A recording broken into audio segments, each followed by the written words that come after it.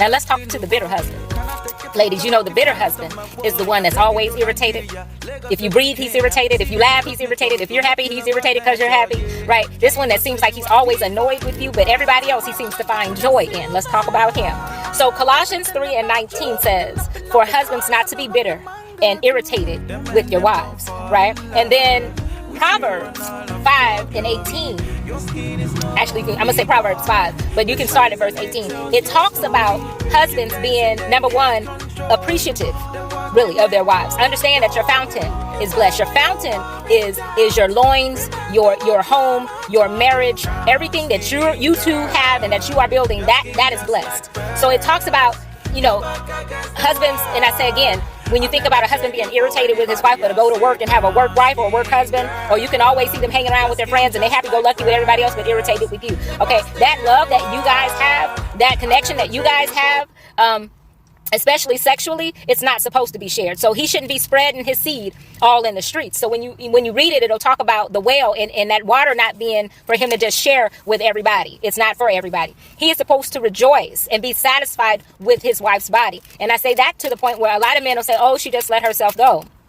But he ain't no spring chicken either. And his muscles then turn to mass, right? Or, he's like, oh, he just let her go. But you be looking like who did it and what for, right? But you think I'm supposed to, jump through hoops. No, we are one. I reflect you and you reflect me. So if you want me to reflect you, you want me to give you that back, you need to give that back to me. You want me to see you as sexy, you need to see me as sexy. One man's trash is another man's treasure. So this is not biblical, but I'm just saying it kind of is. But one man's trash is another man's treasure. And I mean, I'm saying that because you consider Abigail and Nabal, I think Nabal, whatever his name was. But at the end of the day, he was a fool.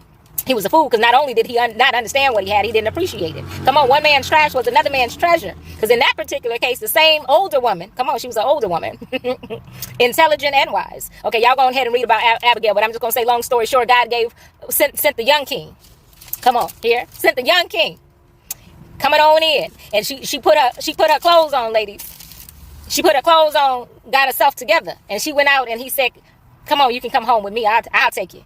He looking at it. He didn't appreciate what he had. I know how to appreciate you, girl. I know how to make it right. Okay. So I'm just saying, one man's trash is another man's treasure. But in this particular case, when you think about weight and how women become enclosed, you begin to be a turtle and go into your shell because he's making negative comments about your body. To one man, they might see you as fat, but another man, he might see that as more cushion for the pushing and be like super attracted and think that you're sexy because your inward adorning is what makes you beautiful and what makes you worthy and what makes you amazing and a treasure. Not how you look on the outside per se. Now do take care of that, right? But how you look on the outside, what clothes you put on, what brands you wear, if you wear jewelry, your hair done, all that type of stuff. No, because the real man will come around and make sure that all of that is together just the way you are. So know that.